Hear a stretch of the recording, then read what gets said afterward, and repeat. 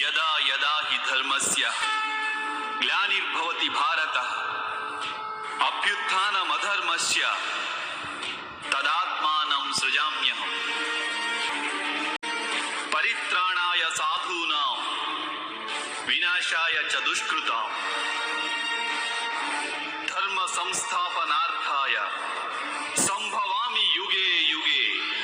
ఎప్పుడైతే లోకంలో పాపాలు ఎక్కువ అవుతాయో, అధర్మమే లోకాన్ని పాలిస్తుందో, అప్పుడు పాపులను శిక్షించడానికి, ధర్మాన్ని కాపాడడానికి నేను ప్రతి యుగంలో ఒక అవతారం దాలుస్తాను అని శ్రీకృష్ణుడు మహాభారతంలో స్వయంగా అర్జునుడికి చెప్తాడు. మహావిష్ణువు 10వ అవతారమైన కల్కి గురించి మనలో చాలా మందికి తెలుసు. కానీ కొంతమందికి ప్రభాస్ గారు యాక్ట్ చేసిన కల్కి మూవీ 2898 AD రిలీజ్ అయ్యి మంచి టాక్ తెచ్చుకుంది. ఈ మూవీ వచ్చాక కల్కి భగవానుడి స్టోరీ ఏంటి అని తెలుసుకోవడానికి చాలా మంది క్యూరియస్గా అండ్ ఇంట్రెస్టింగ్గా ఉన్నారు. సో డోంట్ వరీ, మనం ఈ వీడియోలో అసలు కల్కి ఎవరు, ఆయన ఎక్కడ పుడతారు, ఎప్పుడు పుడతారు అండ్ ఎలా ఫైట్ చేసి అధర్మాన్ని నాశనం చేసి ధర్మాన్ని స్థాపిస్తారు అని మాట్లాడుకుందాం. శ్రీ భాగవత పురాణం అండ్ కల్కి పురాణం ప్రకారం కలియుగం ఎండింగ్ లో శ్రీ మహావిష్ణువు కల్కి రూపంలో అవతరిస్తాడు. మహావిష్ణువు ఇప్పటిదాకా 9 అవతారాలు ఎత్తాడు అండ్ ఈ కలియుగంలో ఆయన కల్కిగా జన్మిస్తారు. ఈ అవతారం 64 కళలతో నిండి ఉంటుంది అంటారు.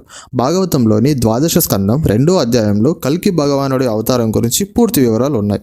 కల్కి శంబాల అనే గ్రామంలో విష్ణాయస్సు అనే బ్రాహ్మణుడు ఇంట పుడతాడు. ఈయన వీరఖడ్గం ధరించి తెల్ల గుర్రంపై స్వారీ చేస్తూ దుష్టశిక్షణ చేసి తిరిగి సత్యయుగాన్ని స్థాపిస్తాడని చెబుతారు. కలక అంటే దోషాన్ని హరించేది అని అర్థం. దోషాన్ని హరించే అవతారం కనుక కల్కి అవతారం అన్న పేరు వచ్చిందని పండితులు చెబుతారు. కలియుగంలో పాపాలు అంతకంతకు పెరుగుతాయని, అప్పుడు తాను కల్కిగా అవతరించి ధర్మ సంరక్షణ చేస్తాడని వ్యాసవాక్కు అండ్ పురాణాల్లో కూడా ఉంది. ద్వారక సముద్రంలో మునిగి శ్రీకృష్ణుడు అవతారం చాలించిన తర్వాత కలియుగం స్టార్ట్ అయ్యింది. పురాణాల ప్రకారం కలియుగం 4,32,000 సంవత్సరాలు ఉంటుంది.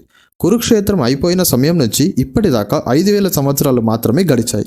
కల్కి భగవానుడు రావడానికి ఇంకా 4,27,000 సంవత్సరాలు ఉన్నాయి. ఇంతకీ శ్రీ మహావిష్ణువు 10వ అవతారమైన కల్కి ఎప్పుడు వస్తాడంటే, లోకంలో ఎక్కడ దైవ పూజ ఉండదు, యజ్ఞ యాగాదుల మాటే వినిపించదు, గోవులను చంపేస్తూ ఉంటారు, లోకంలో అంతా మాంసాన్నే తింటారు, వివాహ వ్యవస్థ నిలబడదు, తల్లిదండ్రులను చూసేవారు ఉండరు, భర్తను గౌరవించే భార్య, భార్యను గౌరవించే భర్త అస్సలు కనిపించరు, మగవాళ్ళ ఆయుష్ 18 సంవత్సరాలకు మాత్రమే పడిపోతుంది, ఎప్పుడూ బాధలో ఉన్నట్లు స్త్రీలు జుట్టు విరబూసుకొని తిరుగుతుంటారు, భూమి మీద మనుషులంతా ఒక వ్యాధి బారిన పడతారు, ఒళ్ళంతా పుండ్లు, వాటి నుంచి బ్లడ్ కారుతూ మనుషులంతా పురుగుల్లా రాలిపోతుంటారు, ఎక్కడ చూసినా వ్యాధులతో మంచం పట్టిన వారే కనిపిస్తారు, పరమ పుణ్యాత్ములు అనేవారు మాత్రమే శరీరాలతో ఉంటారు. అప్పుడు ఆ సమయంలో శ్రీ మహావిష్ణువు కల్కిగా అవతరించి దుష్ట శిక్షణ చేసి కలియుగాన్ని అంతం చేసి తిరిగి సత్యయుగాన్ని స్టార్ట్ చేస్తాడు. ఈ కల్కి అవతారం కోసం సప్త చిరంజీవులైన హనుమాన్, వేదవ్యాసుడు, పరశురాం, రాజబలి, అశ్వత్థామ, విభీషణుడు, గురు కృపాచార్య వెయిట్ చేస్తూ ఉంటారు.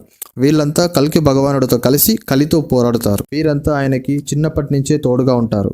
పరశురాముడు కల్కికి చిన్నప్పటి నుంచి వేదాలు, యుద్ధం చేయడం నేర్పిస్తూ ఉంటాడు. ఇలా కల్కి భగవానుడు అవతరించి భయంకరమైన యుద్ధం కలితో చేసి కలిని అంతం చేసి దుష్ట శిక్షణ రక్షణ చేస్తాడు. ఆ సమయంలో సముద్రం భూమిని ముంచెత్తుతుంది, భూమి అంతా తుడిచిపెట్టుకుపోతుంది. అప్పుడు కలియుగం ఎండ్ అయ్యి సత్యయుగం స్టార్ట్ అవుతుంది. చూసారుగా ఫ్రెండ్స్, కల్కి భగవానుడి స్టోరీ. అండ్ ఇదే స్టోరీ మనకి కల్కి 2898 AD అయిన ప్రభాస్ గారి మూవీ పార్ట్ 2లో చూపించి ప్రభాస్ గారితో సప్త చిరంజీవులు కూడా ఫైట్ చేసే సీన్స్ ఉంటే తలుచుకుంటేనే గూస్ బంప్స్ వస్తున్నాయి.